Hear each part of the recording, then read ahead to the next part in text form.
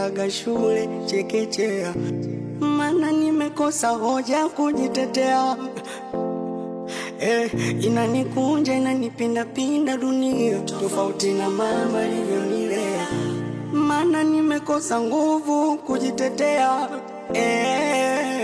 Nimeoza ndani kwa ndani, natembea ingali nimekufa, mawazo yameniweka mtu kati, kujiongoza siwezi, bora tange kwa ndege angani, kwa mbawa zangu ningeruka, thamani ya utu wangu bei ya chapati. Dunia shule inayofunza mema na mabaya.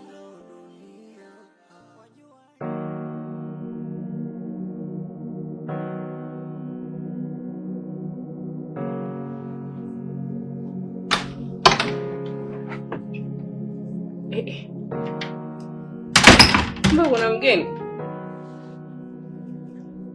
Karibu. Asante. Nimepita kazini kwako nikaambiwa umeshaondoka. Kwa moja nikaona nije hapa nyumbani. Nimefika pia binti yako kaniambia kwamba bado hujafika. Ila kaniambia hii ndio mida yako. Nikaona sio mbaya nikikusubiri. Pole. Karibu sana. Asante. Bye. Kama utojali nilikuwa naomba nafasi ya kutoka out na wewe. Tutafute sehemu nzuri, tule, tunywe. Kwa sababu nilikuwa na mazungumzo na wewe, na ni ya muhimu sana. Hapo kwenye kutoka hapo nitakuongopea. Kwanza hapa nilipo nimechoka mno.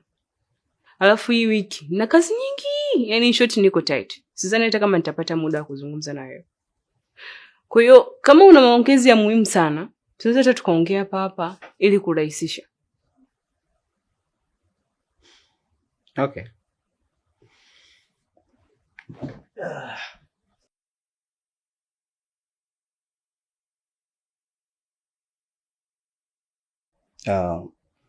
Unajua hapa mimi ni mtu mzima miaka 35 sasa.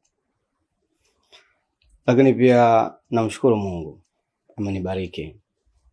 Nina kazi nzuri. Unajua mimi nafanya kazi benki. Lakini pia nimejenga na biashara zangu.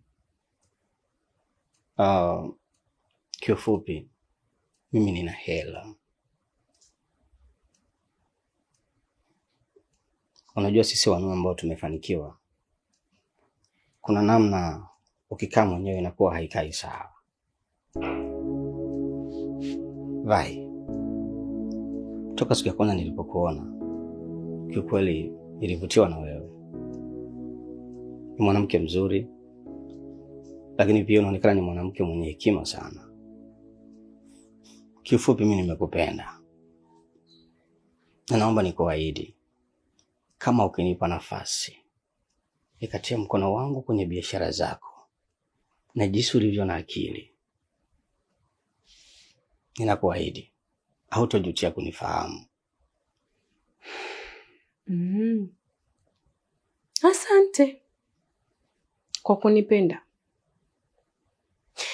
Ila mimi hujanivutia. Yaani kiufupi sivutiwi na wanaume wa aina yako. Yaani mwanaume mwenye sifa, sijui mimi nina hela, sijui nina nyumba, nina kazi nzuri, nafanya kazi benki. Mimi huwa sipendi mwanaume wa hivyo. Alafu hizo swaga mbona kama ni swaga za watoto wa chekechea, sijui wa darasa la kwanza huko. Yaani mimi mtu mzima na akili zangu timamu uniingilie na swaga hizo kwamba nina hela, nitakujengea, sijui nitakuongezea biashara yako. Wewe umesikia mimi siwezi kutafuta hela? Alafu nikwambie tu, mimi mwenzako mtafutaji mzuri wa hela. Yaani kila chochoro ambayo wewe unaijua unapata hela, mimi naijua. Sijui unanielewa? At least hata ungekuja na swaga tu kwamba mimi nakupenda ningekufikiria tu. Lakini sijui hizo, sijui na gari, sijui na nyumba, sijui wewe. Kiufupi hujanivutia. Yaani hizo swaga ni za kishamba. Sija kupenda bwana. Mfanye uende.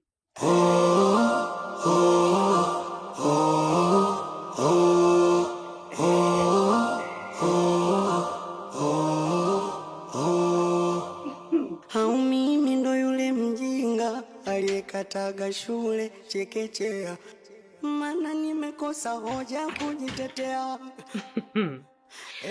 Inanipinda dunia tofauti na Tunu, maana nimekosa nguvu kujitetea. Nimeoza ndani. Wao, we atoto ajuli apendeza. Yaani wewe asa ulovaa kiwigi cha mange umenikosha wewe. Wewe vipi kwa nyumba za watu usiku sasa hivi? Wewe mwizi au? Mimi nipo hapa kwa ajili ya kula mlo wa usiku, kwa sababu mchana nilikula, kwa nipo hapa nasubiri mlo wa usiku. Kama unavyojua kwa siku kutwa kula mara 3, asubuhi, mchana na usiku. Kwa mimi nikula mchana, nipo nasubiri cha usiku. Chakula? Kwa ulimpa chakula? Tena alinipa. Mimi nilikuwa nimetulia zangu, nashangaa chakula kinakuja fiu. Umeona, kuangalia hivi wali nyama. Kwa nikakichukua, nikaanza kujilamba zangu. Kwa hiyo wewe, mimi nilipoenda kulala, kumbe umeenda umepakua chakula umeniletea wewe. Lakini mimi nilimsaidia tu. Ulimsaidia? Endelea kumsaidia.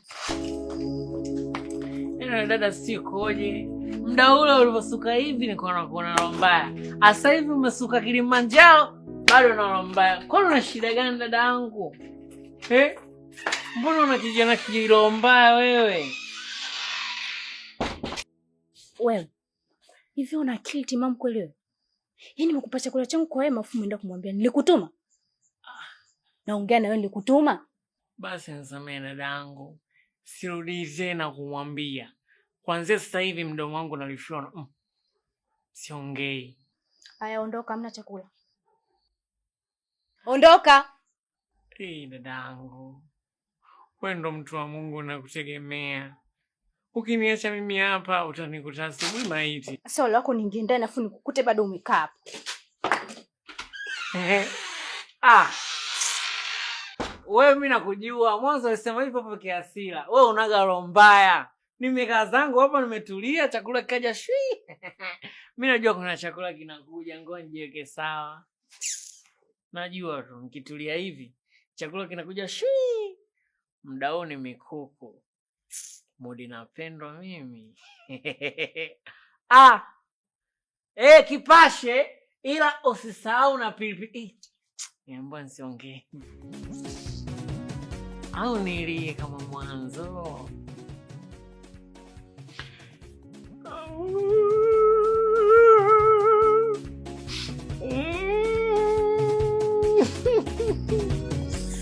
Subiri chakula.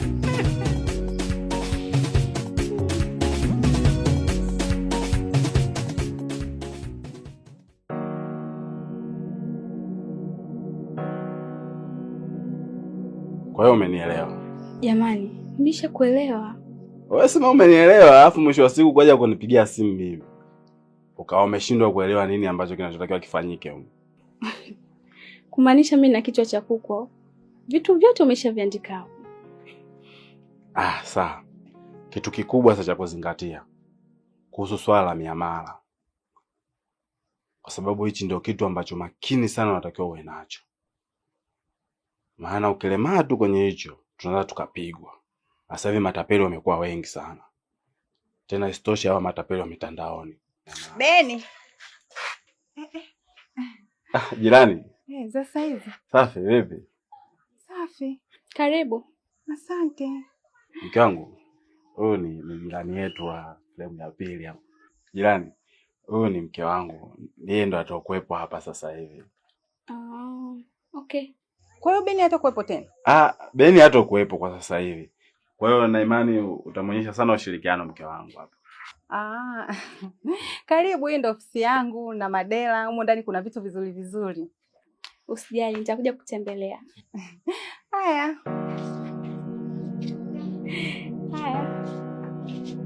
Sawa.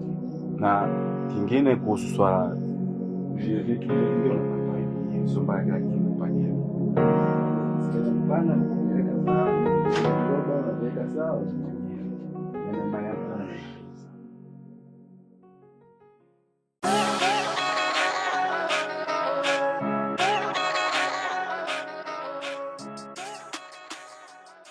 Shangazi. Jamani, hela mimi nimetuma juzi tu, nimetuma juzi 7,000 hapo.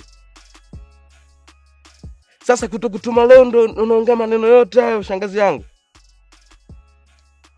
Ukiona mimi sijatuma, ujue leo hali yangu ni mbaya. Leo sina kitu. Mbona siku zingine mimi natumaga hela bila hata kuniomba?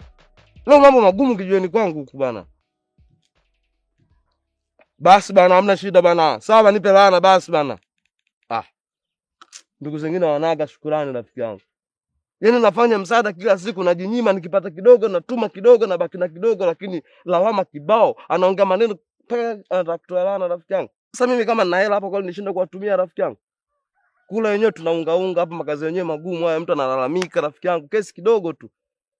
Unajua kusaidia sio jambo baya, ni jambo jema kabisa. Lakini sasa kulazimisha kutoa msaada mpaka ikafikia hatua wewe mwenyewe ukawa unahitaji usaidiwe, huo unakuwa sio msaada tena. Hapo ni sasa umeongeza idadi ya watu ambao wanahitaji msaada, kitu ambacho ni very wrong. Kwa sababu nature ya msaada sahihi, unatakiwa yule ambaye unamsaidia umfanye awe huru kiasi cha kuweza kujitegemea baada ya kumpa msaada wako, lakini sio kumfanya sasa awe mtumwa kiasi ambacho akutegemee zaidi na asiweze kufanya chochote bila msaada wako.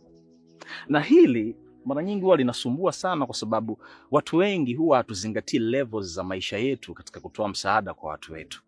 Huyo kuna level ya kujitafuta, level ya kutafuta hela ya kula ambayo ndo sisi tuna survive nayo hapa.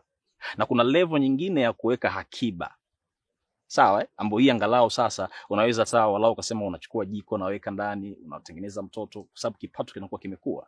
Na ukizingatia ukuaji vizuri, kuna level nyingine sasa, ni level ya kufanya maendeleo. Utaona tu inakuwa yenyewe bila kulazimisha. Hapo sasa unaweza kawekeza, hapo unaweza kumchukua mdogo wako ukampa project ya kufanya naye akasimamia. Hapo sasa ndipo ambapo unatakiwa na wewe uanze kusaidia wengine. Lakini sasa kitu ambacho tunakosea sisi, unakuta mtu yupo katika level ya kutafuta hela ya kula, lakini bado anataka alazimishe kufanya uwekezaji. Huyu atakuwa anajiumiza tu bure. Au mwingine yupo katika level ya kujitafuta, lakini bado analazimisha kutafuta wengine awasaidie. Huyu anaenda kuchuma dhambi za bure, kwa sababu msaada pia ni tendo la kiungu ambalo nishati yake lazima iwe positive. Kwa unaposaidia alafu kwa na manunguniko kama hivi, maana yake ni kwamba unainajisi ile nishati. Kwa hilo tendo linakuwa halina fadhila, linakuwa ni tendo baya. Lakini pia hata ukirudi kwenye uhalisia, kwa namna ambavyo unasaidia kiasi cha kuwaaminisha wale unaowasaidia kwamba hawawezi kuishi bila wewe, that's the totally wrong. Kwa sababu hao waliweza kuishi kabla ya msaada wako, lakini kumbuka pia wataishi hata baada ya wewe kufa katika hii dunia. Kwa hiyo maana yake ni kwamba unatengeneza tegemezi ambalo ni lagelesha tu, huwa haliko real. Lakini concept muhimu ambayo lazima uielewe brother, unapochojiwa taulo lililokustili hadharani kwa ajili ya kumsaidia tu mtu afutie maji ya kichwani, huo sio uungwana, ni uhayawani.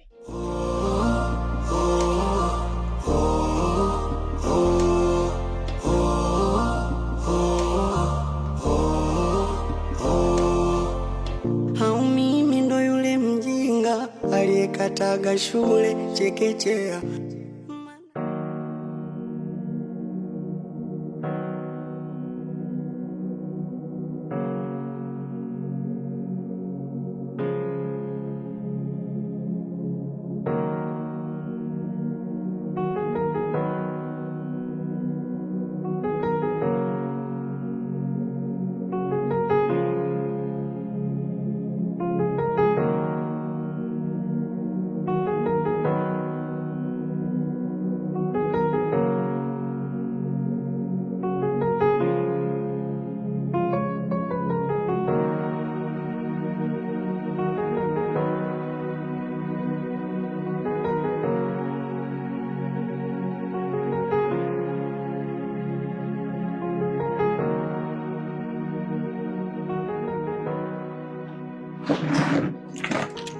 Baby.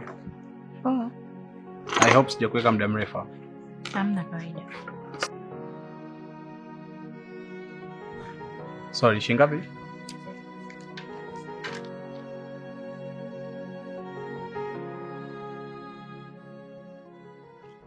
Asante. Wife, huyo anaitwa Joy. Huyu ni staff mwenzangu ofisini, nafanya naye kazi. Na nadhani mara nyingi nimeshakupa taarifa zake kumuhusu. Jody, najua utashangaa kwa nini nimekuja na mke wangu hapa, ikiwa hii ni miadi ambayo libidi nikutane na wewe. Lakini nimefanya hivi si kwa bahati mbaya. Unajua mara nyingi unakuwa ukinisumbua. Unanitumia message, nikija ofisini ni hivyo hivyo, mara unanipenda, sijui unanitaka. Julie, mimi nimeoa. Na huyu ni mke wangu. Unajua unaonaga sijui ni masiara au kwa vile simposti. Mimi ni mume wa mtu. Hebu muangalie mke wangu. Mimi ni mwanamke mzuri. Angalia katoto ako kadogo. Mtoto bado mbichi. Sasa sijui wewe kwa sababu ya huu muonekano wako na hizo nyama zako unahisi unaweza labda kunivutia. Julie, unajidanganya. Mimi siwezi kumsaliti mke wangu. Yaani kwa mwanamke mzuri kama huyu napata wapi sababu ya kumsaliti? Yaani napata wapi nguvu ya kwenda kwa mwanamke mwingine? Nikifanya hivyo ni kama laana pia. Kwa siwezi. Na kuomba kuanzia sasa, achana na mimi kabisa. Kaa mbali na mimi.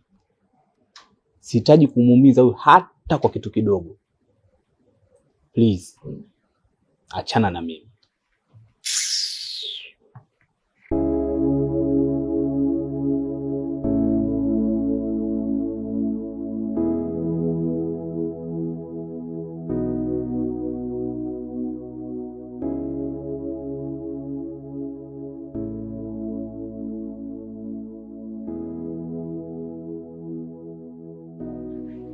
Babe, mbona unafanya hivyo? Wife, sio huyu tu. Yaani mimi yoyote yule atakayenisogelea, sijui kawina hivi nambeba namleta kwako. Sasa mke wangu hivyo jinsi ulivyo, lazima visukari viwapande. So umemuona wewe? Ni wewe. Yaani kama vile ambavyo mimi sitaki mwanaume yoyote yule akusogelea, basi na mimi ndivyo hivyo sitaki mwanamke yoyote yule hata anisogelee karibu. Ya kweli. Mimi nimetekwa.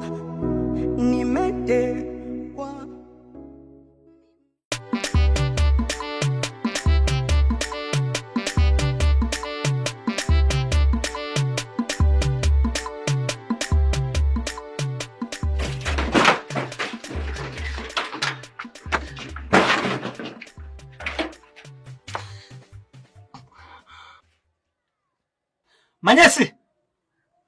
Manyesi! We Manyesi! Hey! Kitu gani wewe? Mbona kama umekagwa? Kwema wapi bwana, nige maji. Utaratibu gani kwenda chooni basi na maji? Bwana mimi ni bado bwana, nige maji bwana. Sasa wewe ndio utaratibu gani jamani, mume wangu hata kunitia aibu mbele za majirani? Hivi ninavyokuambia kuna maji ya chumvi wala kunywa. Ndio tumeziacha huko bondeni tangu asubuhi na siki naendelea kitu gani huko sasa hivi? Wewe leta hata ile kwepo ya kunywa ndani niletee bwana nje kuchamba. Jamani wewe banyelewi. Maji ya kunywa hamna mume wangu. Na kwanza umekula nini mwenzetu leo? Maana sio mpaka maka leo. Kimekulamba leo. Sasa mimi nachamba nini bochaoni? Utachamba mijani. Unasema? Utachamba mijani. Kila siku nakuvia kile ovyo, tatizo unakula ovyo. Ndio maana polisi hakuishi. Nini ukataze vipi yani wewe? Watu wengine wana unene labda kulisi wakula, mume wangu unanitia aibu. Sasa leo imejani nitakukandia top. Dawa yako, nichoshe mimi. Mwanaume kila siku sikii. We kikome. Haya watoto imekuaje? Umeshambia kitu gani? Utafua.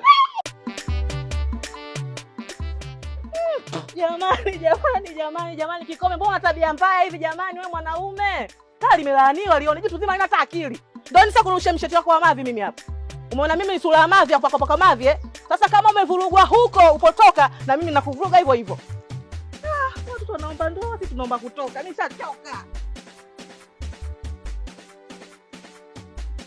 Sasa utoto umenifanyia ukabisa na nitakukomesha.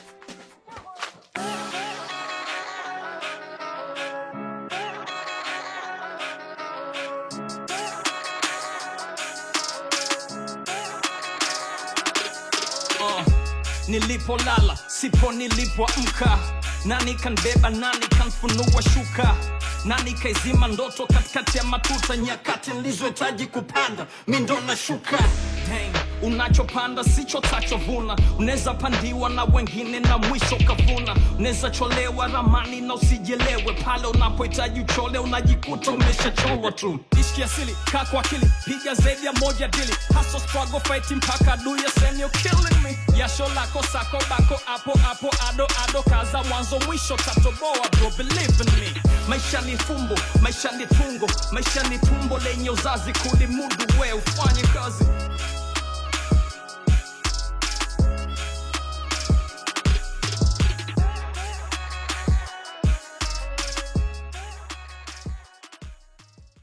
Habari kiongozi. Safi, karibu. Asante. Niliongea na bosi wenu hapa, akaniambia hapa kuna uongozi mpya, yani kuna kiongozi mpya ambaye yupo hapa sasa hivi, na mara nyingi mimi huwa nakuja hapa kuchukua tofali kwa sababu nina ujenzi kwenye eneo langu na nahitaji kwenye tofali kama 10,000 hivi. Sawa, karibu sana. Na asante. Sasa kiongozi, mimi kuna namna ambayo huwa natumia kwenye kuchukua hizo tofali hapa ofisini kwenu, na hata yule kiongozi ambaye alipita hapa anajua hiyo taratibu, na hata hawa pia wenzako hapa wananifahamu vizuri tu, kutokana na namna ambavyo huwa nafanya kazi na nyinyi hapa ofisini kwenu. Kwenye hizo tofali 10,000 nilikuwa nahitaji tofali 6,000 tuweze kuziingiza kwenye mfuko wa ofisi, yani kwamba ndio utaleta taarifa kwenye ofisi yenu. Ila hizi tofali zingine 4,000 kuna namna ambavyo nataka tufanye ili iweze kuwa rahisi kwetu wote, ili hata na wewe uweze kuokota kidogo hapo. Kuna namna unaweza ukachekecha vyovyote vile iwe rahisi kwenye huu mzigo kunifikia.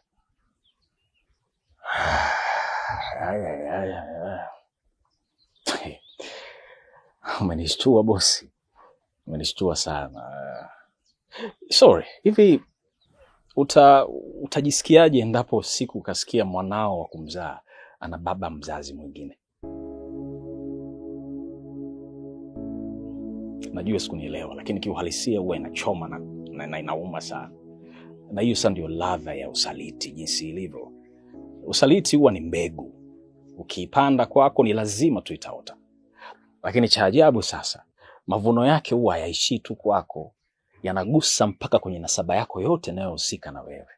Kwa hicho ambacho nataka kukifanya hapa brother, huu ni usaliti. Na nashangaa unawezaje kumsaliti mtu ambaye amekuonesha uaminifu tangu siku ya kwanza ulipokuja. Ni kweli kazi zetu hizi ni ngumu sana, kipato chetu ni kidogo, maisha yenyewe yanapiga kama hivi, hela tunaitaka sana. Lakini sasa ndugu yangu, naogopa kuingia katika mchakato wa kushiriki kumwagilia na kuweka mbolea katika mbegu hii ya usaliti ambayo nataka uipande hapa kwangu. I know will must come back to me one day. Kitu ambacho siwezi kabisa kuruhusu. Kwa hiyo nisamehe sana mkuu, kama utakuwa tayari kufanya kazi basi tufanye katika misingi ya haki na uadilifu. Lakini kwa wazo hilo ambalo umeleta, hapana, siwezi kushinda.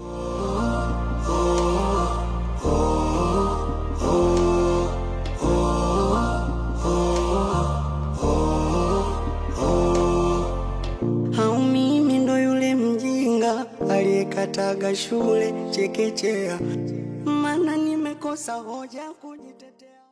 Kila mtu anatamani kilicho bora, lakini sisi tunakupa kilicho bora zaidi. Luagala Company Limited ni wauzaji na wasambazaji wa vifaa vya ujenzi kwa bei ya jumla na rejareja. Tunauza nondo, misumali, bati za rangi mbalimbali, mabomba ya PVC, wall put, gypsum board, square part, tenki za kuhifadhia maji, lakini pia tunauza binding wire, chepe, majembe na bidhaa nyingine kibao. Tupo Tabata shule. Wasiliana nasi kupitia simu namba 0710456001 au 0741642422. Tutumie ujumbe kupitia barua pepe luhagalacompany@gmail.com. Fuatilia kupitia mitandao yetu ya kijamii Instagram, Facebook, YouTube na TikTok. Luagala Company Limited. Lakini pia tunafanya deliver ndani ya Dar es Salaam, mikoa yote ya Tanzania pamoja na nchi jirani. Mzigo unakufikia. Endezesha nyumba yako na Luagala Company Limited. Luagala, chaguo lako halisi.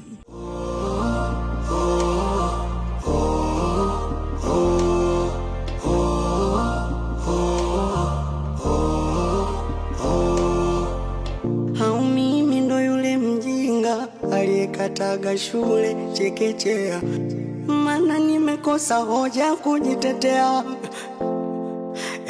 Inanikunja inanipinda pinda dunia, tofauti na mama alivyonilea, mana nimekosa nguvu kujitetea. Nimeoza ndani kwa ndani, natembea ingali nimekufa, mawazo yameniweka mtu kati, kujiongoza siwezi, bora tange kwa ndege.